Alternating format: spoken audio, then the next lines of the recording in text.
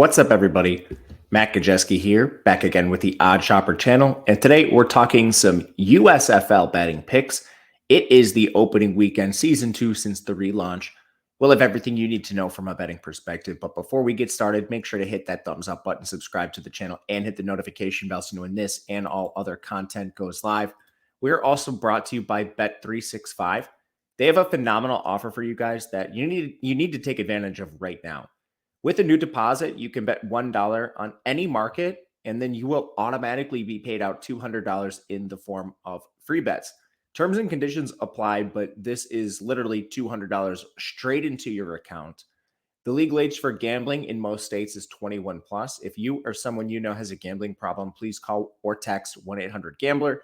This is only available in New Jersey, Colorado, Ohio, and Virginia. And we're talking betting today, so maybe you could take a look at some of these picks. So USFL Season 2 is back. The first game I want to talk about, Philadelphia is taking on Memphis. So a little background, the spread is 2.5 points. Philadelphia went all the way to the championship last year.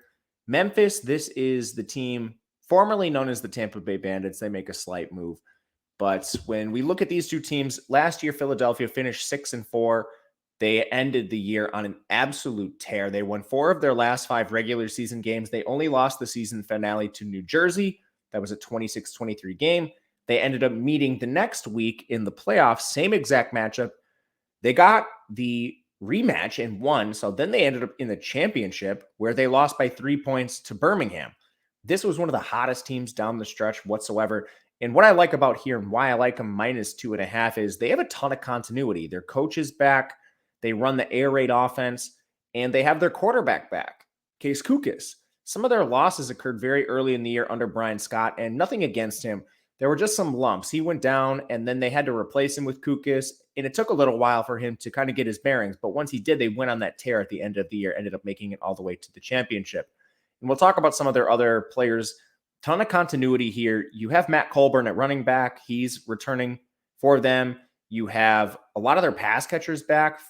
And then on defense, it wasn't a great unit, but I do think they have some edges here. This team was 3rd in sacks, and the Memphis team last year was last in sacks allowed. So even though it's not, an awesome defense, at least on paper, they weren't last year, they should hold some advantages over Memphis. So getting to the showboats, what does this team look like? Well, Todd Haley's back as head coach, even with the change. That's not necessarily great for them. This team went 4-6, and they had a lot of struggles. So many so that the roster has a ton of turnover, which is the exact opposite of what we're seeing from Philadelphia. The quarterback position is going to be manned by Brady White, but there's a little bit of rumor, talk on the street, on the internet that Brady White has a short leash. They may even use multiple quarterbacks in this first week. Cole Kelly's on the roster. Ryan Willis, former Virginia Tech great, is on the roster. And Haley's going to try to run that vertical offense. He didn't have success with it last year. And, sometimes you just need more talented players to actually pull something like this off. So for me, I think there's advantages across the board for Philadelphia. I'm surprised that the line is so narrow here in this spot. We'll be backing them as a 2.5-point favorite. Our second game that I want to talk about, we're only going to bet 2 this week. Again, this league is a ton of uncertainty as these developmental leagues tend to display through the first couple games. But I think we can take the New Orleans Breakers over the Pittsburgh Maulers, -4. I missed the 3.5. Excuse me. I'm seeing 4.5 in some spots, but I think you want to grab the 4 as soon as you can. Both these teams are actually undergoing a lot of change, but kind of for different reasons in some spots and in different places. When you look at the Maulers, this was the worst team in the league last year. They were 1-9. They hired a new head coach in Ray Horton.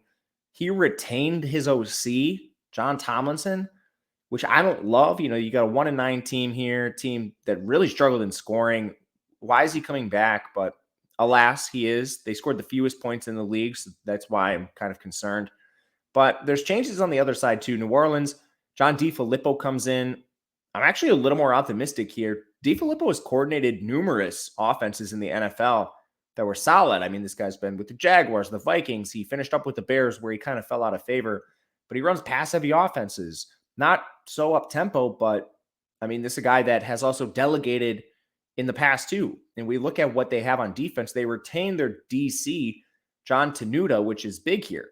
This team allowed the fewest yards of any team in the league on a per game basis. So having him come back and then you bring in what looks like an upgrade on offense, this is positive to me. This is the exact opposite of what we're seeing from Pittsburgh. So now on the other side, Pittsburgh's defense, we didn't talk about them. They allowed the third most yards per pass attempt and fourth most yards per rush attempt, whereas New Orleans was the single best defense in the league. So I'm expecting overall advantages on both sides of the ball. From a player personnel perspective, we're seeing changes from both teams here as well. Both teams new quarterbacks. Pittsburgh needed one.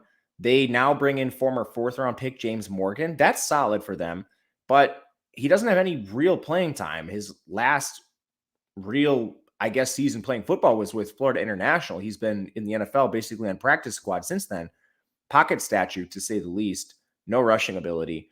But New Orleans has a veteran. They took NFL and CFL vet McLeod Bethel Thompson, who's 34 years old, but he's been around the block. He's won multiple championships in the CFL. I don't think he's anything really to write home about, but this is a developmental league, and we have a veteran who's actually won championships with some of the lower levels of competition. So I think that needs to at least be addressed. And I think the skill position players are just straight up better here. Both teams have pretty good receivers. But on New Orleans, they've got Jonathan Adams, Johnny Dixon back. Those are two of the better receivers in the league.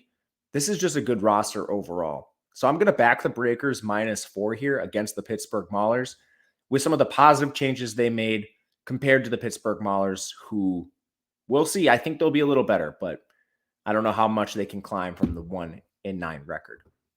That'll do it for us. Let me know what you think in the comment section, whether you're against me, with me. Would love to hear it.